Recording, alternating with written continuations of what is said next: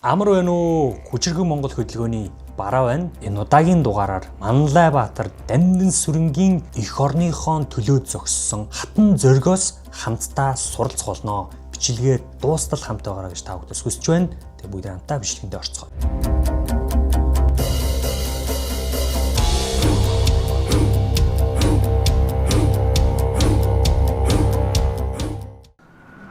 Тас харанхуй өвлийн хүйтэн шөнө. Бээжингийн чулуун шорон. Цоож нь хөлдөж хаалганы завсраар жавар амьсгай сүрэн нэвтэрнэ. Шоронгийн харанхуй өрөөнд ганцхан гэрэл тодоос тод гэрэлт. Тэр гэрэл нь Чамсрангийн Дамдын сүрэн. Тэр хан налсангүй, газарт суусангүй, боссоогоороо зогссоор. Хэдэн ч өдөр болов Дамдын сүрэн чи яагаад суухгүй байна вэ гэж харуул асуулаа. Дамдын сүрэн дуугарсангүй. Харин шүдний завсраар амьсгаа татан байж зүрхэндээ шивнэлээ. Миний Монгол бүхий ч байгаагүй. Би эх орныхон төлөө сөхөрч болохгүй. Намайг төрөхөд нутгийн минь уулан цас ихээр унаж өвөл хүйтэн байлаа. Ээж минь над руу харж энэ хүүхэд эр хүн шиг амьдрах болтугай гэж залбирсан шиг тэр залбирал өнөөдөр хүртэл намайг зогсоож байна. Түүний эх орныхон төлөө байлцсан байлдаан бүр нүднийх нь өмнө жирэлцэн. Урагшаа, Монголын төлөө гэж тэр хашгирч байлаа. Цусан тудгалдсан ч ухраагүй. Тэндэл тэр Монгол хүн гэж хэн болохыг тодорхойлсон юм. Гэтэл өнөөдөр энэ чулуун ханны дунд тэр ямар ч зэвсэггүй ганцаараа үлджээ. Гэвч зэвсэг бол гарт байдаггүй, зүрхэнд байдаг. Зүрхэндээ л ялагдсан хүн чингэнээсээ ялагддаг. Харуул шоронгийн хаалга нээж орж ирээд дуугүй болон хэсэг цочирдов. Дамдын сүрэн зогсож байлаа. Нүд нансан толгоон зих мөрөн урагш цээж нь сул. Тэр одоо амьд биш. Гэвч амьд хүнээс илүү амьттай мэт харагдана. Нэг харуул арагшаа шивнэв. Энэ хүн суусангүй. Үхэхтэй ч суусангүй шүү. Харин нөгөө нь дуугүй хариулв. Монгол хүн л гэж энэ байх та.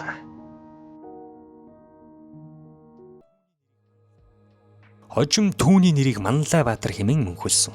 Гэвч тэр өөрийн нэрийг бус үндэснийхээ нэрийг аварч үлдсэн билээ. Манлайбаатар Дамдын сүрэн өөрөө харийн түрэмгэлэгчдийн гарт нас барж үйл хэргийнх нь үргэлжлэл болсон 3 хүн улс төрийн хэлс хэрэгт хэлмэгдэжээ. Энэ бол түүхэнд нэрээ үлдээсэн нэгэн харамгаа жанжны амьдрал боловч Монгол улсын тусгаар тогтнол ямар их үн цэнээр олдсныг харуулах баримт мөн ажээ.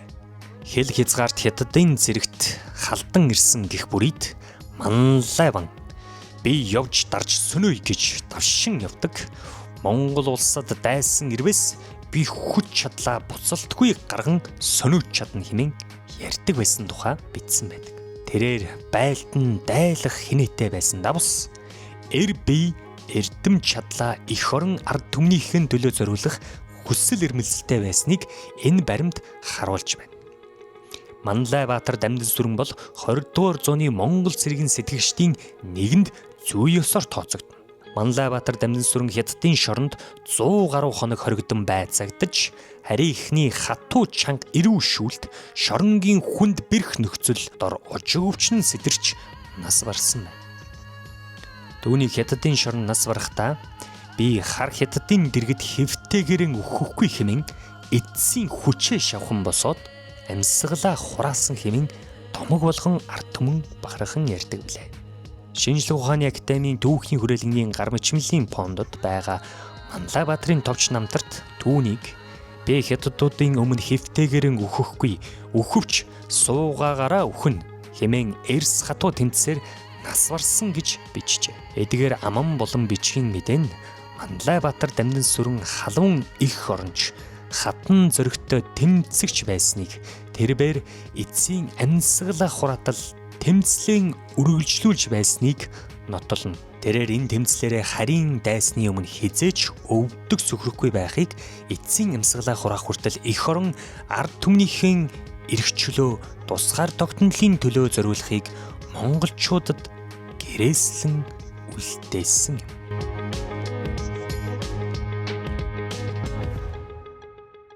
Бичлэгээ дуустал хамт байсан та бүхэнд маш их баярлалаа. Тэгээ үндэснэ гэсэн эх орноо гэсэн халуун сэтгэлтэй хүний түүхийг та бүхэн сонсоод нэгийг бодож хоёрыг тунгаасан бахаа гэж үжин. Үндэснэ хайрладаг эх орныхон төлөө амь насаа эд хөрөнгөө золиослохоос буцахгүй ийм том зүр сэтгэлтэй, ийм агуу сэтгэлийн хаттай, хүчрхэг сэтгэл зүйтэй хүн байх нь ямар гайхалтай юм бэ гэдгийг өнөөдрийн түүхээс хамтдаа суралцлаа. Энэ бол бидний заавал суралцах ёстой зүйлсийн нэг байгаа.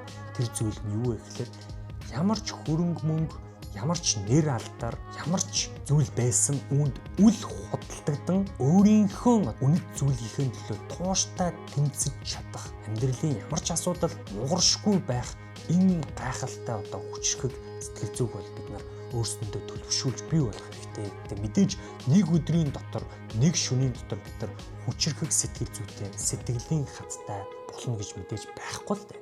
Гэхдээ бид нар баг багаар тууштай, сахилга баттай өөрсдийгөө сэтгэл зүгээ тасалжуулах юм бол биднэрт хүрч чадахгүй оргил дааж давшгүй даваа гэж огт байхгүй гэдгийг та ойлгох болноо. Тэгээд хүчрхэг Монгол хөдөлгөөнтэй та хамт байгаараа би таныг хүчрхэг Монгол хөдөлгөөнд нэгдээсэй гэж энэхүү бичлэгээрээ уриалж байна. Тэгээд та бидний бэлтгэж байгаа энэхүү дугаарыг та лайк болон subscribe хийж мөн дээрээс нь та өөрийн сэтгэлийг заавал үлдээгээрэй. Эх орноо хүчрхэг болгохын төлөө бид өөрсдийгөө бүрэн дүүрэн дайчлах хэрэгтэй. Дараагийн бичлэгүүдээр иргэн уулзалтаа түр баяртай, урамтай байгаараа, зоригтой байгаараа.